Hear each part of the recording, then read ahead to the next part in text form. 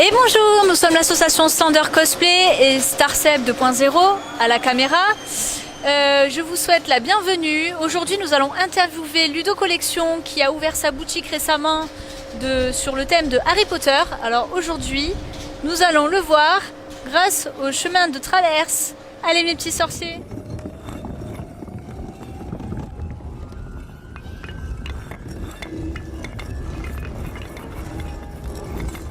Bienvenue Harry, au chemin de traverse. Alors bonjour Ludovic, comment vas-tu aujourd'hui? Très bien, et vous? Bon, ça va, et toi? Moi, impeccable, tout va bien. Alors Ludovic, est-ce que tu peux nous présenter ton activité? Alors, je vous présente la boutique aux Deux Balais qui est située au 1 rue Château-Payan, Marseille 13006. Donc, c'est une boutique 100% Harry Potter, animaux fantastiques. Donc, on est plongé dans l'univers d'Harry Potter avec ma collection, des produits à l'achat. D'accord. Et quel élément déclencheur a fait que tu es devenu un fan incontournable d'Harry Potter? Alors, je pense que c'est un cumul, surtout en fait, quand j'ai commencé à découvrir Harry Potter, j'en suis tombé totalement fan en fait. Donc, depuis 20 ans, je collectionne Harry Potter. Donc, de ce côté-là, je pense que les fans de Ludo Collection d'origine de l'association me connaissent déjà et savent que la collection a bien grandi et grandit encore plus. Oui, d'ailleurs, pourquoi avoir décidé d'ouvrir une boutique? Parce qu'il me semble qu'avant, tu as fait une exposition partout dans les conventions, en France, ou peut-être dans d'autres pays. Alors uniquement en France pour l'instant, l'association elle continue, Ludo Collection continue de son côté à faire ses activités autant qu'elle le peut avec la conjoncture actuelle, mais on continue à faire des événements et on continuera à en faire sur les années à venir si on veut toujours de nous. Et le déclencheur ça a été le confinement en fait, perte d'emploi, il y avait deux solutions, c'est soit j'ouvrais mon entreprise, soit j'arrêtais tout simplement.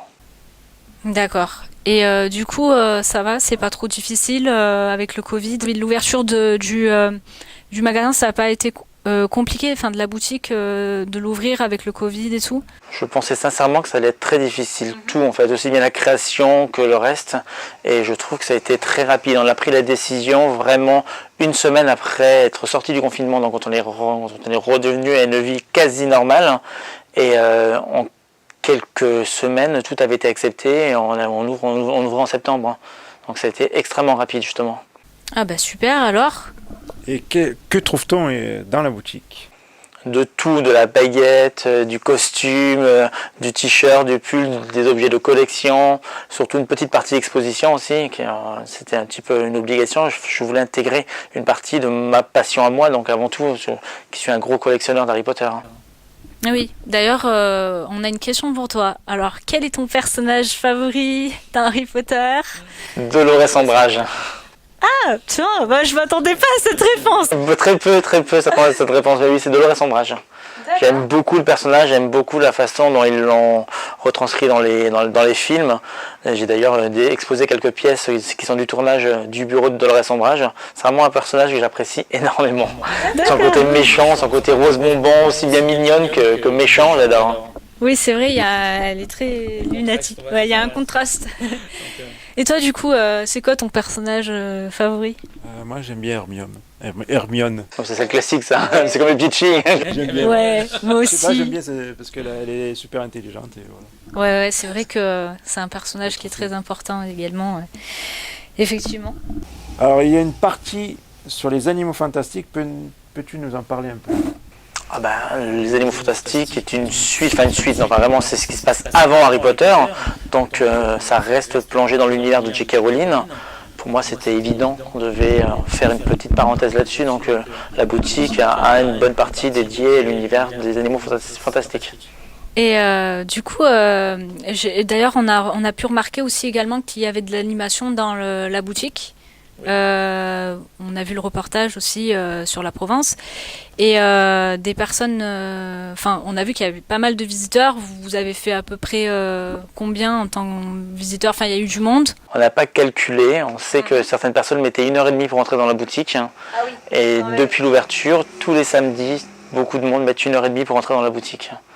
Donc le samedi, c'est vraiment un gros point. En même temps, c'est vrai qu'on On met l'accent sur ce qu'on sait faire aussi, hein, avoir des cosplayers, parce que c'est des personnages, pour ceux qui ne connaissent pas les cosplayers. Donc c'est un petit peu le but, avoir des animations, un acteur qui vient le 28. Donc, voilà, c'est vraiment, on veut faire plus qu'une boutique. On veut aussi être un petit peu un endroit où les poteurs peuvent se réunir pour plein d'événements. Oui, effectivement, on a constaté aussi qu'il y avait de l'animation, donc justement tu en as parlé des cosplayers. Est-ce que tu peux nous définir un peu ce que c'est pour les personnes qui ne connaissent pas ce que c'est le cosplay? Alors pour moi, parce que chaque personne a sa définition du cosplay, pour moi le cosplayer, pour travailler dans la boutique en tant que cosplayer, pour moi le cosplayer c'est une personne qui ressemble à 200% à son personnage, aussi bien dans les manières, aussi bien dans le costume, que tout, faut vraiment, pour moi en tout cas, il faut que le personnage soit très ressemblant.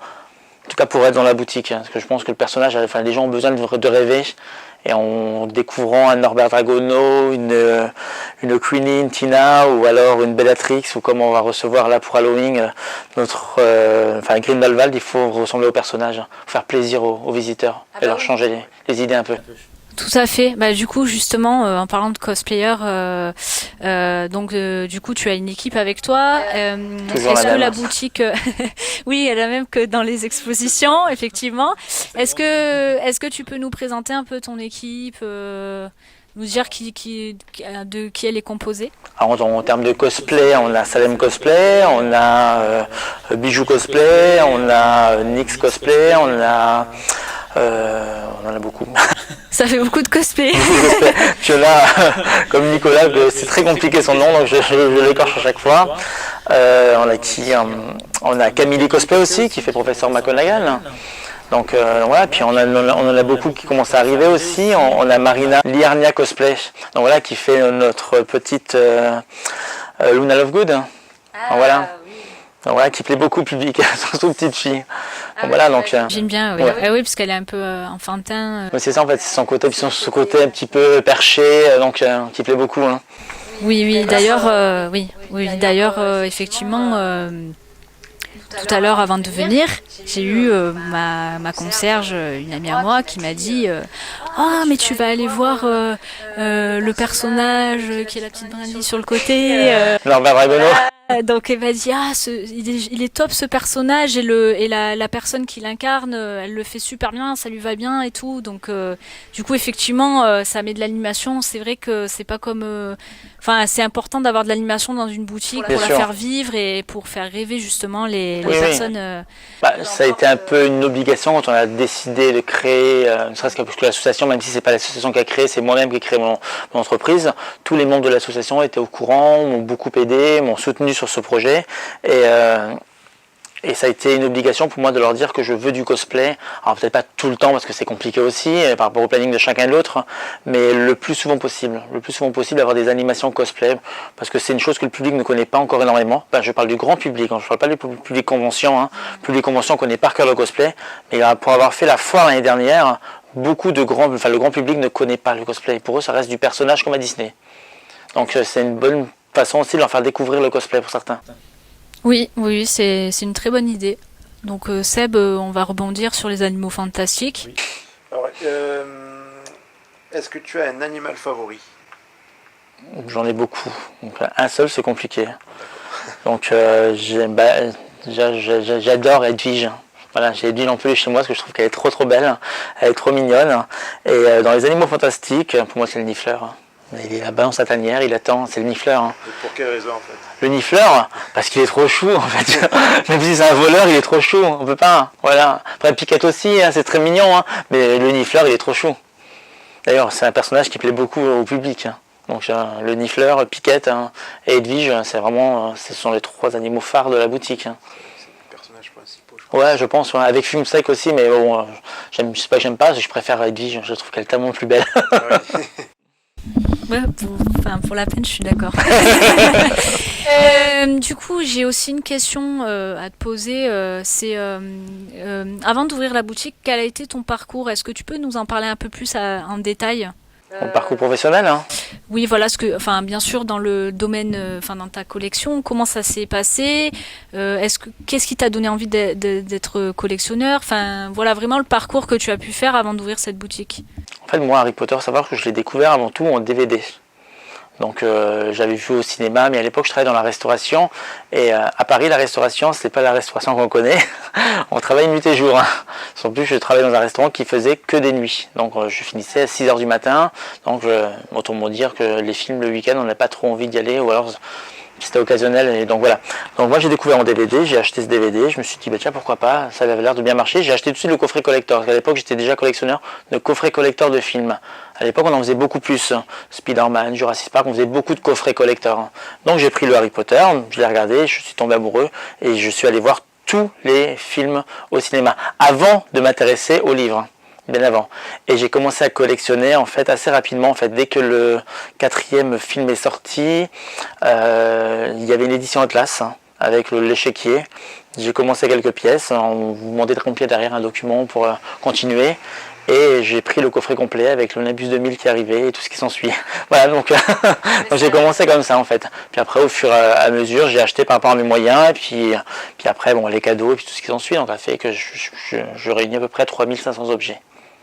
D'accord, ah, bah oui, hein. Effectivement, c'était petit à petit. Oui, oui. Donc, au début, quand tu as commencé à regarder Harry Potter, tu t'es jamais dit que dans 20 ans, tu allais ouvrir une boutique Harry Potter. Je pense que personne ne pouvait s'imaginer, il y a de ça 20 ans, parce que le premier film va avoir 20 ans l'année prochaine, ça 20 ans en arrière, même pas les acteurs, que 20 ans après, ils seraient encore là à signer pour du Harry Potter.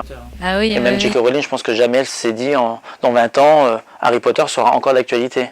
Ça vient encore de plus en plus, les livres ressortent en 4, 5, 6, 7 éditions différentes par an, et ainsi de suite. Donc je pense que personne ne pouvait s'imaginer que ça allait devenir une des plus grosses franchises avec Star Wars. Ouais, c'est vrai que c'est... Du coup, j'ai une dernière question avant... voilà, bah, tu vois, ça vient tout seul. Du coup, c'est une question auquel j'ai pensé à l'instant T. Comment tu te vois dans 10 ans? Enfin, est-ce que tu te vois... toujours ici, toujours dans une boutique. Ouais, enfin, je veux dire, est-ce que tu as des objectifs J'ai des futurs, objectifs effectivement futurs, parce que je pense que c'est un peu le but d'une entreprise aussi. Hein. Je veux dire, quand elle est créée, moi je suis quelqu'un qui... j'aime avoir des projets. Donc j'ai d'autres projets qui arrivent. On va prochainement en entendre parler peut-être pas tout de suite. Ça va dépendre de plein de choses aussi. Donc voilà. Donc à l'origine, il y avait un autre projet que la petite boutique. Il y avait aussi, on voulait créer un autre événement sur un bar, un truc comme ça. Donc voilà. Donc avec le confinement, ça fait qu'on a ouvert que la boutique, mais par la suite, on n'exclut pas de garder ce petit projet au coin d'une table, on dit. Ouais, j'imagine bien avec les cocktails. Exactement, bière au beurre, tout ce qui s'ensuit, fait maison, tout ça, voilà. Bon, je pense que je vais y aller direct. Alors, merci. Voilà, donc déjà, on est content que la boutique plaise énormément, parce qu'on a vraiment pas à se plaindre là-dessus. En fait, le public est content de rentrer dans cette boutique.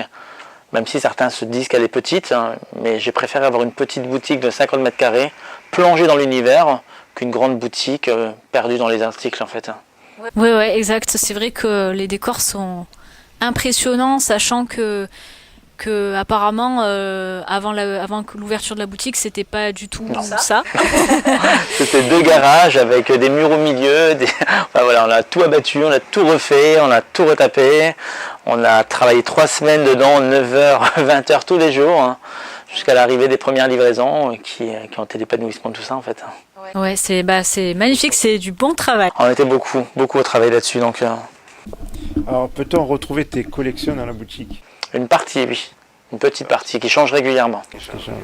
Alors où se situe la boutique? 1 rue Château-Payan, 13006, Marseille.